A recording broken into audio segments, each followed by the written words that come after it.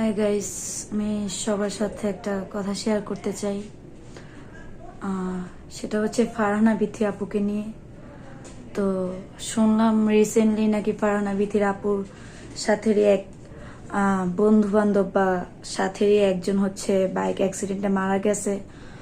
তো কথাটা শুনে খুবই খারাপ লাগলো। ভিডিওগুলো দেখলাম, অনেক কষ্ট পেয়েই নাকি মারা গেছে। তো একটা কথাই বলার আছে যে আপনারা যে এই যে রাইডস গুলা দেন এত দূরে দূরে, যে আপনারা হচ্ছে গাড়ি নিয়ে চইলা যান, ভাই একবারও চিন্তা করেন যে একজন হচ্ছে মারা গেলে বা একজন রোড অ্যাক্সিডেন্ট হয়ে মারা গেলে তার পরিবারটার কি অবস্থা হইব? একবারও চিন্তা করেন ভাই। কেন করেন না আপনারা চিন্তা? এই যে হচ্ছে ওনাদের সাথে ফারহানা বিথির আপুদের সাথে যারাই হচ্ছে, আমি তার এগেনস্টে গিয়ে কোনো কথা বলছি না, আমি ফারহানা বিথি আপুরেও দোষ দিতেছি না। তো কথাটা হচ্ছে আপনারা যে এই যে ওনার জীবনটা যে চইলা গেল, মেবি শাওন তার নাম, হ্যাঁ শুনছি শাওন। তো এই যে উনি যে চইলা গেল ভাই, উনি যে চইলা গেল এখন একটা পেজ খাড়া করার জন্য বা ওনার সাথে দুষ্টামি ফাইজলামি বা আনন্দ করার জন্য, যে এই যে ছেলেটা চইলা গেল দুনিয়ার থেকে, এখন কি সে আর ফিরে আসবে? না তার মা বাবা এই দুঃখ সারা জীবনে যত দিন তারা বাইচে আছে, এই দুঃখটা তারা নিবারণ করতে পারবে ভাই? আপনারাই বলুন। কেন আপনারা বুঝে না বুঝে এত দূরের জন্য আপনারা হচ্ছে একটা প্ল্যান করে ফেলেন? যেই জায়গায় হচ্ছে গাড়ি দিয়ে যেতেই মানুষের খারাপ লাগে, যে জায়গায় হচ্ছে বাস দিয়ে প্রাইভেট কার দিয়ে মানুষ যাইতেই খারাপ লাগে। আমরা হচ্ছে গেছি, আমরা হচ্ছে কক্সবাজার যদিও যাইনি, আমরা গেছি রাঙামাটি, ওইটুকুনি জায়গা হচ্ছে যাইতে যাইতে 5-6 ঘন্টা গাড়ি দেওয়া লাগে, বাস দেওয়া 5-6 ঘন্টার উপরে লাগে। তখনই দেখি যেই ড্রাইভারটা মনে করেন আজকে গাড়ি চালাইছে, আজকে রাত্রে যে গাড়িটা চালাইছে, উনি আর কিন্তু কালকে থাকেন, উনি সারাদিন ঘুমায়, তারপরের দিন আবার আরেকজন চালায়, বা এক সপ্তাহ উনি চালায় আরেক সপ্তাহ আরেকজন চালায়। সেই জায়গায় আপনারা বাইক নিয়ে ট্যুরে যান গা, তাও কই এত দূরের পথ, এত দূরের একটা রাস্তায় আপনারা হচ্ছে বাইক দিয়ে ট্যুরে যান গা, তাও আপনারা হচ্ছে এত প্রফেশনাল না, তারপরও আপনারা হচ্ছে চইলা যান ভাই। এগুলা কি ঠিক? এগুলা কি আপনাদের ঠিক? তাও একজন দুইজন না, এত বড় একটা গ্রুপ করে। আল্লাহ না করুক ওই ছেলেটা একলা ছিল বিদায়, একলা বাইকটার মধ্যে মেবি ছেলেটা একলা ছিল তাই একলা মারা গেছে। ওর বাইকে যদি আরেকজন থাকতো, ও যদি বিয়ে করতো, ওর বউ অবশ্যই থাকতো, তো ওর বউ নিয়েই যদি যাইতো, সেও মারা যেত, অবশ্যই মারা যেত। ছেলেটার যেহেতু এত বিভৎস অবস্থা হয়েছে, শুনছি মাথার খুলি নাকি বের হয়ে গেছে, জানি না সে সঠিক কিনা।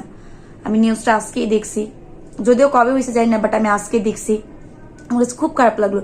তার মা হচ্ছে কান্না করে বলতেছে, ছেলেটার নাম শাওন, সে কান্না করে বলতেছে যে আমার ছেলে যেতে চায় নাই, ফারহানা বিথি ফোন দিস, ওর কারণে গেছে।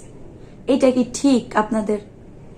আপনারা অনেকে এই ভুলটা করে থাকেন। এত দূরের একটা লং পথ জার্নি আপনারা হচ্ছে নিজেরা বাইক রাইডস করে চলে যান, এটা কি একেবারেই ঠিক কাজ করেন? তাও এইগুলা হচ্ছে চট্টগ্রামের পর সব হচ্ছে পাহাড়ি রাস্তা। ভাই আমরা গেছি, আমরা জানি, আমরা হচ্ছে রাঙামাটি গেছি, খাগড়াছড়ি গেছি, সাজেক গেছি, এগুলো হচ্ছে সব মানে আঁকা বাঁকা রাস্তা। আমি হচ্ছে আপনাদেরকে ক্লিপও দেবো, আমার ভিডিও করা আছে, ক্লিপগুলা দেবো, যারা না গেছেন দেখলে বুঝতে পারবেন। রাস্তাগুলো একদম আঁকা বাঁকা, লেখাই আঁকা বাঁকা।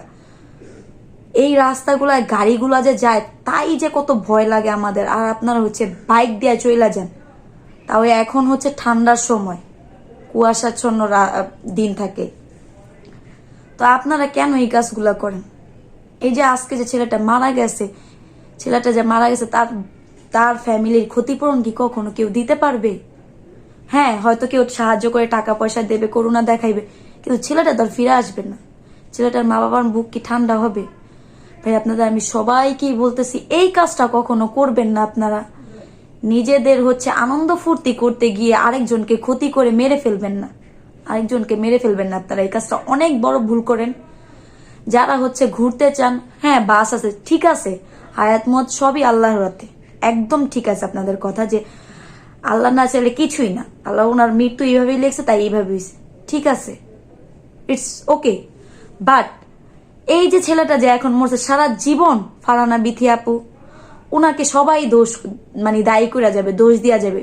ইভেন ওনার মা বাবারও হচ্ছে উপর উপর না বললে মনে মনে দায়ী করবে যে ওনাদের ফারহানা বিথির সাথে গেছে দেখে আমার ছেলেটা মারা গেছে। আজকে যদি ও না ডাক দিত মারা যাইতো না।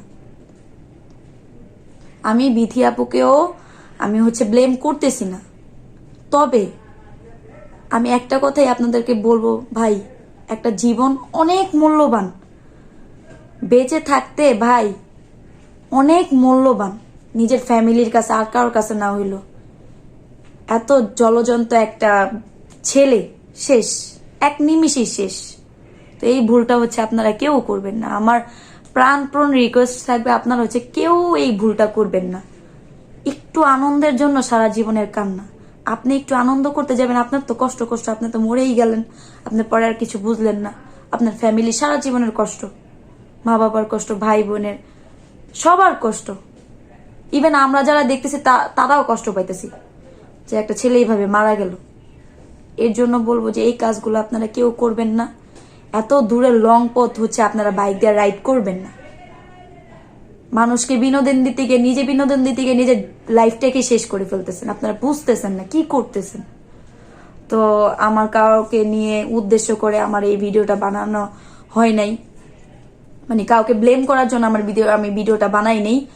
তো যদি আমার কথায় কারো খারাপ লেগে থাকে আমাকে মাফ করে দেবেন। আমি সত্যি কথা, আমি সবাইকে ভালোবাসি, ফারহানা বিথি আপুকেও ভালোবাসি।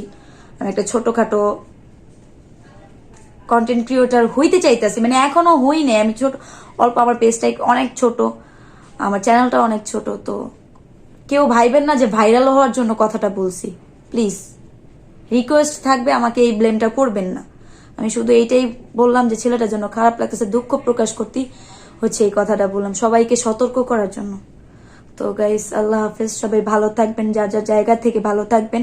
আর কখনো কেউ এই কাজটা করবেন না, নিজের লাইফটাকে ঝুঁকিতে ফেলবেন না অন্যকে বিনোদন দিতে গিয়ে অন্তত।